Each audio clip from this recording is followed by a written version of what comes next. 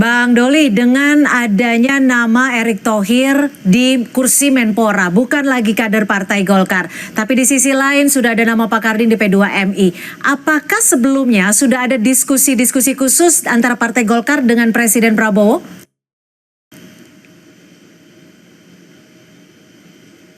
Bang Doli, mohon maaf masih di mute. Suaranya belum.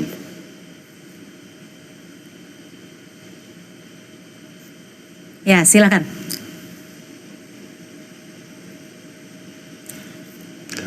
Ya, kita akan coba memperbaiki, Bang Doli. Mohon maaf, mungkin bisa diperbaiki untuk audionya karena tidak terdengar di studio. Baik, saya akan ke Mas Toto dulu kalau gitu. Mas Toto, bagaimana sih Anda membaca strategi dari Pak Prabowo sendiri? Belum ada 1 tahun, sudah 3 kali reshuffle ya. Apakah memang ini bagian dari strategi Pak Prabowo? Karena kalau dibaca-baca, sangat membutuhkan orang yang dekat dengan beliau dan juga orang yang dipercaya. Kata kuncinya Cynthia udah kasih clue-nya tadi sebenarnya. Jadi gini, ketika ada presiden yang menampung lebih banyak orang, bahkan dengan pos yang lebih banyak dibanding dengan masa-masa sebelumnya, kalau personal lebih banyak, masalahnya juga pasti lebih banyak. Iya. Masalahnya lebih banyak, potensi pergantian juga lebih besar. Artinya begini, saya melihat ada 2 karakter Pak Prabowo yang kemudian ini bisa bertabrakan satu sama lain. Dengan? Di satu sisi, ya antar 2 keinginan itu gitu ya, antar 2 kehendaknya. Di satu sisi kita tahu Pak Prabowo terlihat sekali tidak mudah untuk percaya orang. Makanya kan ada yang kemudian berspekulasi lingkaran dalam Pak Prabowo siapa, lingkaran setengahnya Pak Prabowo siapa, dia yang bisa menjadi juru bisiknya misalnya. Yang kedua, kita tahu juga adalah sebuah fakta politik bahwa Pak Prabowo ternyata di awal kepemimpinannya itu membangun atau menampung siapapun, ingin merangkul siapapun. Makanya kabinetnya gemuk ya. Dalam konteks itulah personilnya banyak, tapi beliau akan gampang kecewa juga. Otomatis outputnya atau outcome-nya adalah kita akan bukan tidak mungkin akan sering melihat proses reshuffle tadi. Oke, artinya reshuffle ketiga ini bagian dari kekecewaan Pak Prabowo? Ya sudah pasti. Nah pertanyaannya adalah jangan-jangan ini belum reshuffle terakhir menjelang 1 tahun kepemimpinannya. Dan saya berharap seperti itu dalam tanda kutip, harusnya menutup evaluasi 1 tahun pemerintahan betul-betul nanti akan sebelum 20 Oktober itu ditutup dengan rangkaian reshuffle yang basisnya adalah keseluruhan kinerja. Yang terjadi hari ini kan masih dalam konteks menutupi kekurangan dari reshuffle 8 September karena masih ada 2 kursi menteri yang kosong. Tapi dikasih bumbu nih, ada wamen-wamen juga yang diganti gitu misalnya ya. Saya berharap bahwa kemudian ada evaluasi seutuhnya ketika berbicara mengenai evaluasi sebelum 20 Oktober, evaluasi 1 tahun. Kenapa?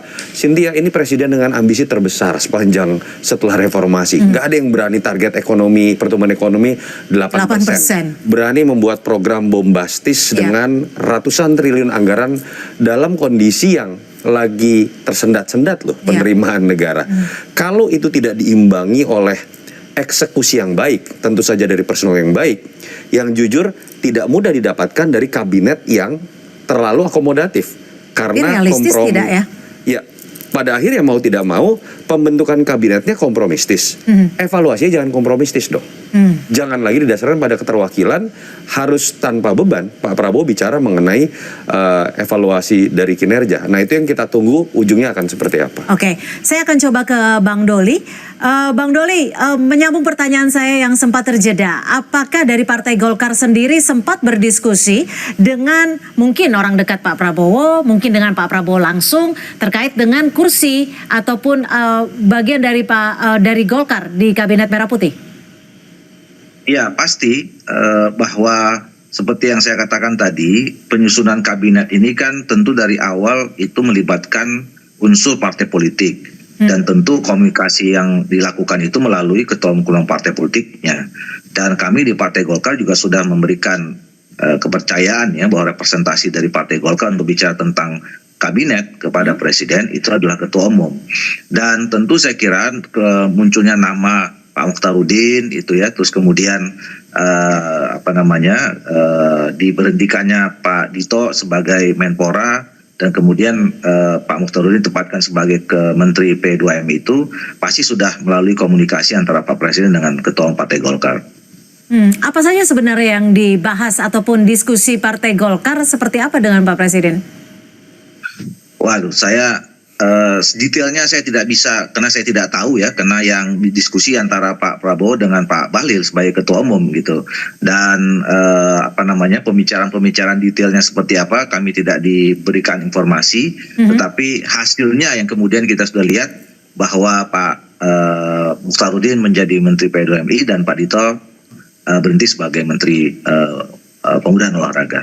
Oke, artinya apakah ini bagian dari kompromi dalam tanda kutip Golkar mengisi posisi P2MI sementara kursi Menpora yang sebelumnya diisi oleh Golkar tidak lagi diisi oleh Partai Golkar? Ya tadi seperti yang saya katakan, tentu saya kira kan itu berbasis pada penilaian terhadap kinerja dari masing-masing pos menteri ya. Ketika misalnya ada evaluasi pada kementerian tertentu yang diisi oleh kader partai tertentu, saya kira itu pasti akan dikomunikasikan.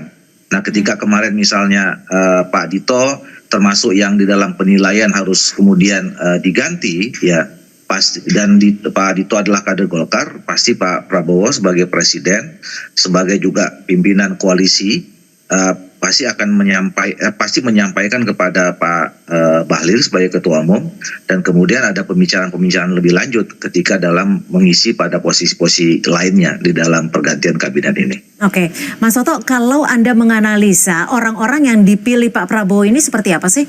Yang hari ini dan juga yang tanggal 8 September. Yang hari ini tadi saya sudah sebenarnya memberikan clue kalau bicara di level menteri atau misalnya pengganti PCO ya, Badan Komunikasi Pemerintah nama barunya, itu di luar, kalau kita bicara ada Pak Jamari dan Anggaraka, itu orangnya Pak Prabowo. Orang yang tadi turunan dari mindset dan Pak Prabowo merasa dekat gitu ya. Dan kalau berbicara wamen, saya nggak yakin Pak Prabowo kenal.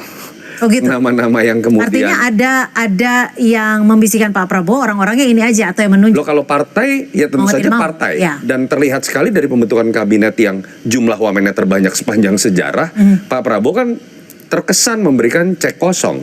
Artinya jatah dong ya? Memang jatah. Kalau tidak jatah tidak akan sebesar ini, tidak akan segemuk ini. Pertanyaannya nanti apakah kalau patokannya adalah tetap penjatahan dalam konteks kuantitatif, misalnya Golkar 8+3, lalu kemudian Gerindra kan 7+3 dan lain-lain. Reshuffle ke depan itu kan jangan sampai seorang presiden ketika reshuffle itu kan berbicara kualitatif, evaluasi kinerja, lalu terpatok, aduh saya pengen ganti Golkar nih misalnya, tapi bagaimana caranya supaya dia tetap 8+3? Oke, jadi komposisinya yang diutak-atik. Itu yang akhirnya membuat kabinet ini kabinet kuantitatif, bukan kabinet kualitatif. Padahal basis kinerja itu kan kita bicara kualitatif, kerjanya bagus atau tidak, KPI-nya tercapai atau tidak. Ini problem yang tidak hanya terjadi pada Presiden Prabowo semata, Presiden sepanjang masa reformasi semuanya terikat dengan jatah penjatahan ini. Tapi sayangnya Pak Prabowo yang menang dengan 58%, transisi rezimnya sangat mulus, kenapa melakukan ini dengan skala lebih ekstrim? Itu yang saya harapkan perlahan bisa dikikis. Oke.